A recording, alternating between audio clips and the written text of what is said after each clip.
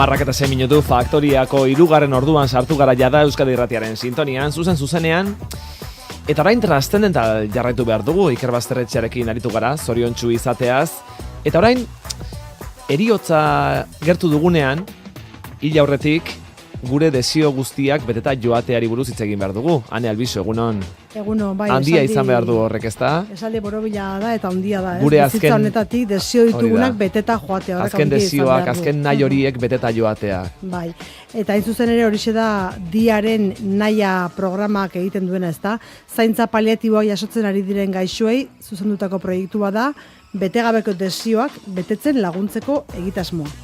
Bueno, hementxe dugu gurekin, Gipuzkoako Diako presidentea, Jon Zencillo, kaixo egunon. Eta berarekin batera Maider Makazaga, Gipuzkoako Diako administratzaile orokorra, egunon zuri ere. Bai, egunon.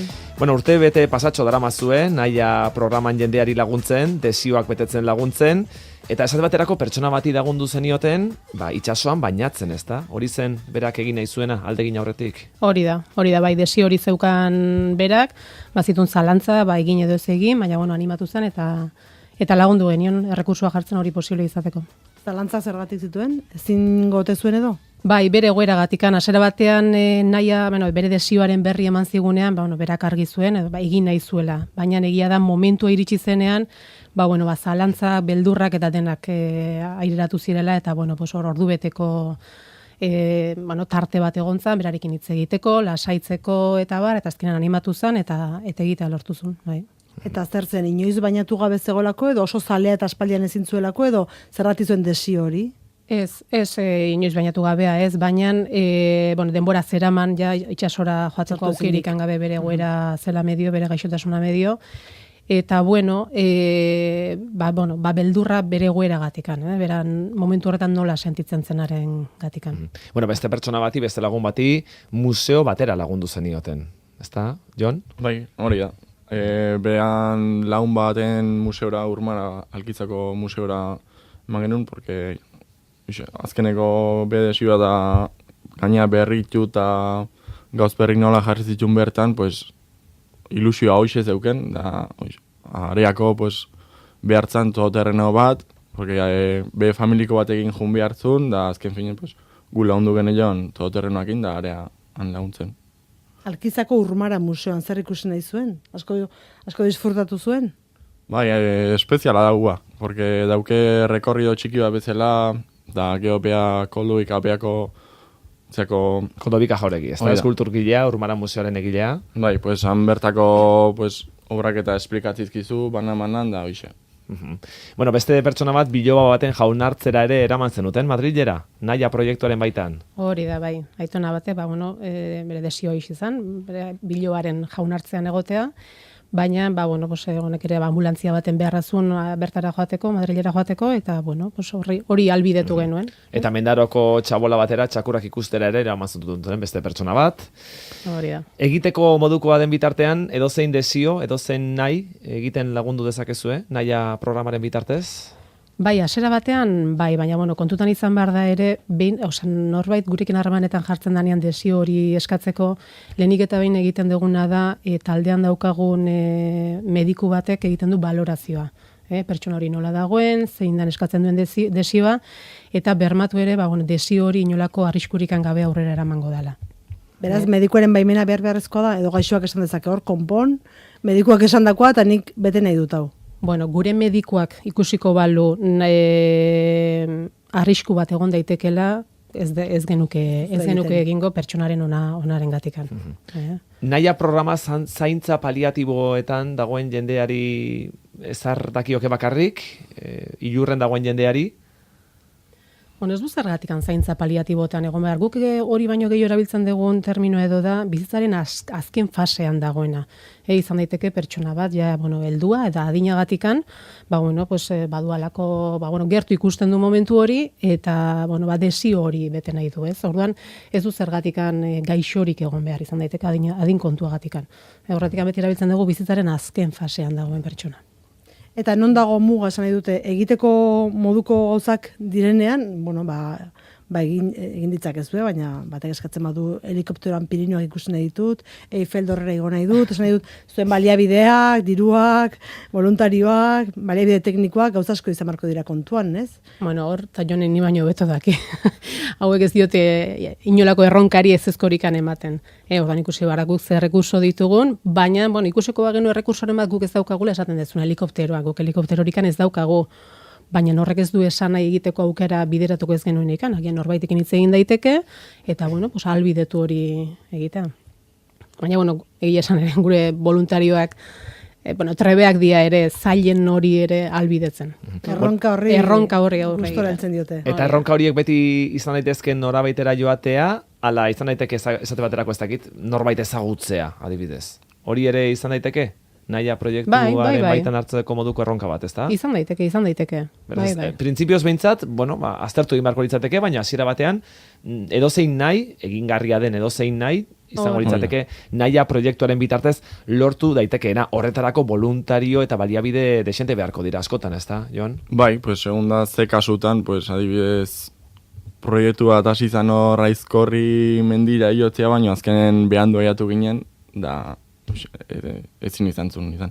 Berandu esan duzu, gaixoa hil egin zen, bai. dela bideratzen ari zineten bitartean. Oida, pues areako biazu bai todoterrenoak, eta gero jendiare bai, pues beha hilaguntzeko, o kamilan iotzeko, da azken finen logistika kontua. Bai, pena handia, bai. Beste kasu honen batean ere gertatu zaigu, orain dela denbora asko ez dela gaina. Ez nahiz oso ondo gogoratzen ze desiozun honek eskuartean, baina ez ginen ere iritsi da bai pena ematen du. Esan duzuen medikuaren baimena beharrezkoa dela, medikuaren aholkua. Senideen hitzari kasurik egiten diozue, behar bada gaixo dagoen personak nahi du alako egin, baina behar bada bere inguruko esaten dioten nola ingo duzu ba hori. Ba, zalantzari gabe.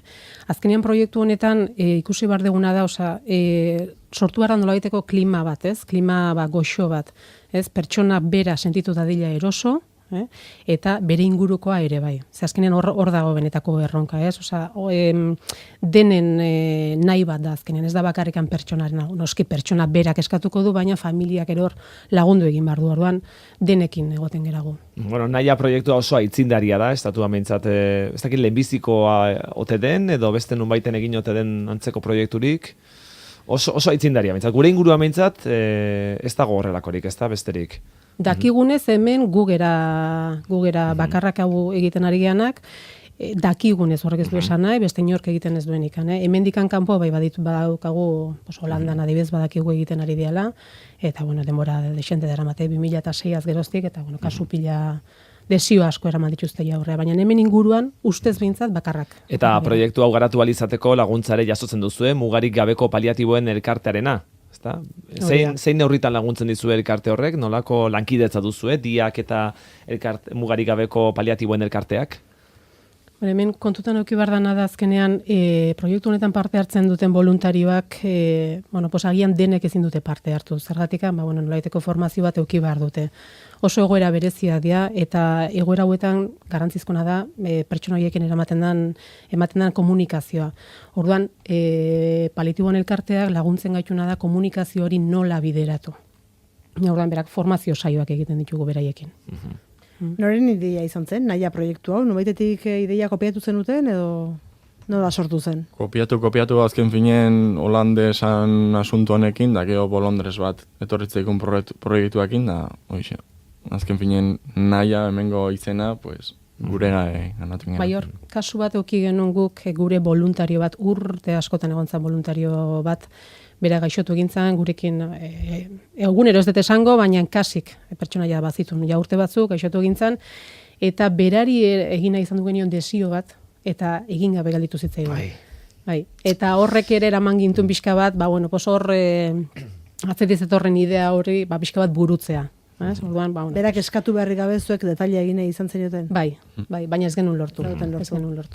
Eta inguruan izan alda, zuen ekimena, ez dakit kopiatzeko edo nolabait ere, beste leku batzuetara zabaltzeko ekimenik, jaso alduzue deidik inguruko erakunderen batetik edo haizu oso interesgarria ditu zaigun naia proiektua, posible dugu gure lurraldean antzeko zerbait egin, ari da zabaltzen?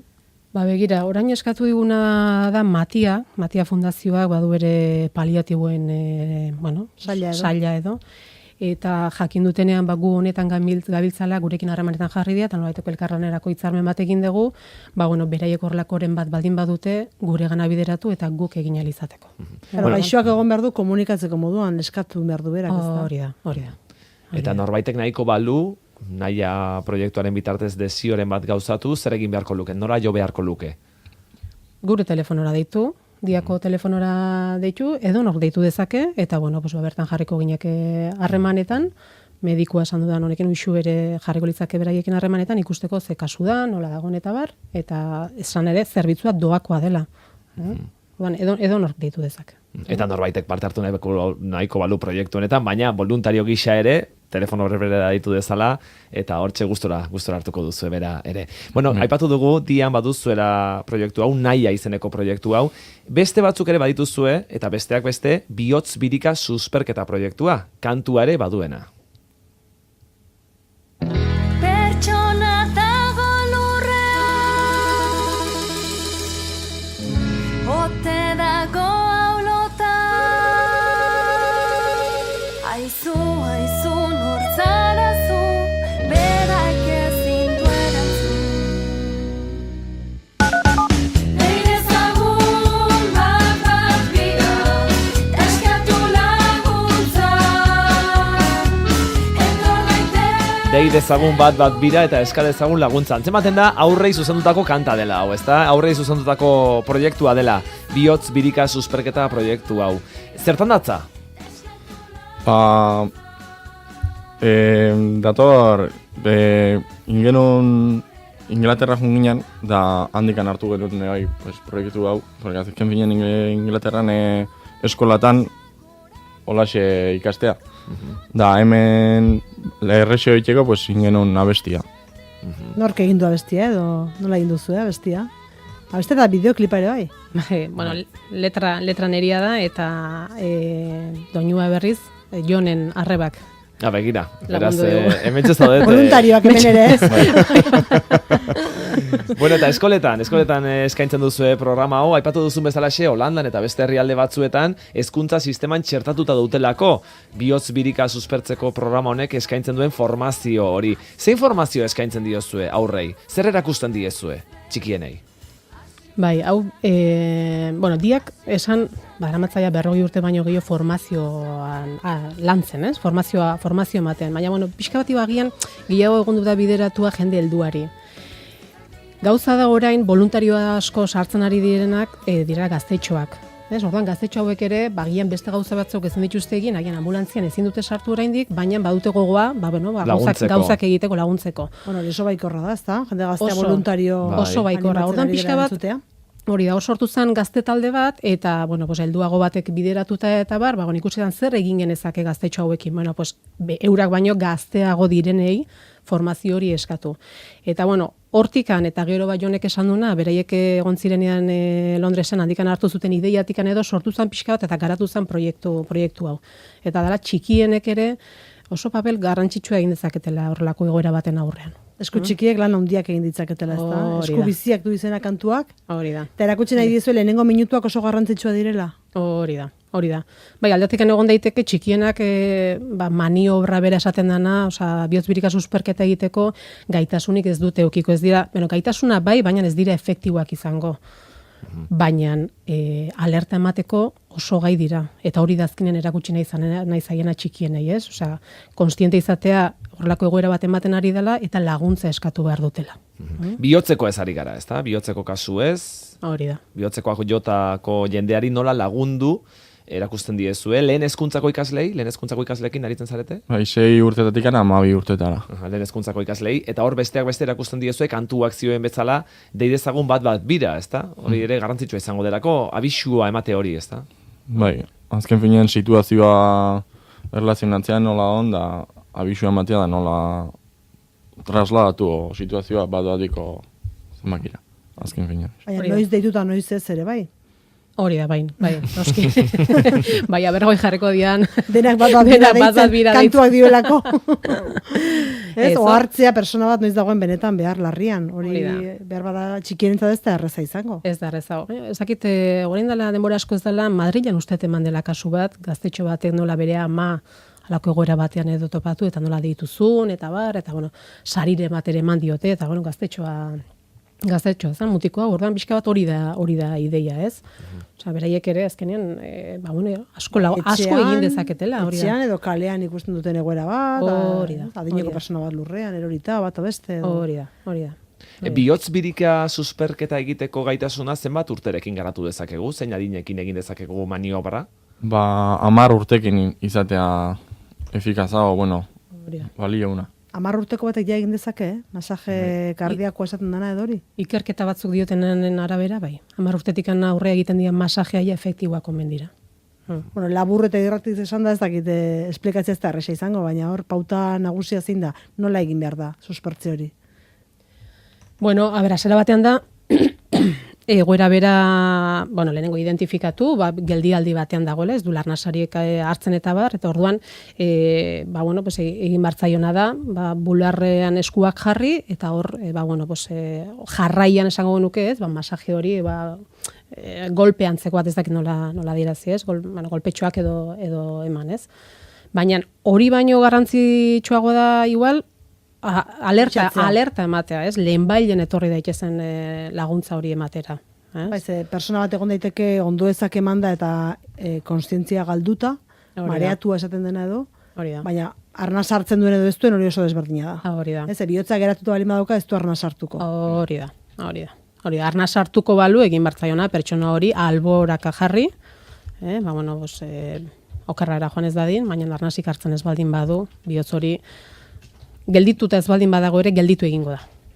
Orduan garrantzitsua da azkarra bisatzea. Lehenbailen hori da. Lehenengo minutu horiek dira oso garrantzitsuak. Eta formazio hau, bihotz biriketako suspertze formazio hau jaso ondoren, komuniko da berritzea. Zegero ahaztu egin daiteke edo egoera bat iritsitakoan ausartzea ere, bai, ez? Hori ere ez da inerresa izango. Bai. Praktikatu behar den zerbait izango da.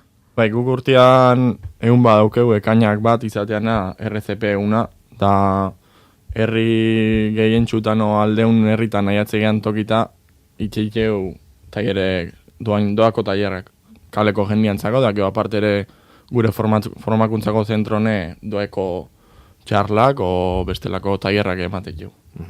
Bueno, bihotz birika susperketa proiektuarekin dagoeneko badaramatzu, denbora bat, iaz hasi zineten, okerrez banago, ezta? Iazko aurreko ikasturtean. Gaztetxoenekin, lehen hezkuntzako ikasleekin, eta dagoeneko 400 ikasleren gana iritsi zarete jada. Zer nolako valorazioa egin duzue? Nolako harrera izan du proiektu honek ikastetxeetan? Oso positiboa. Oso positiboa.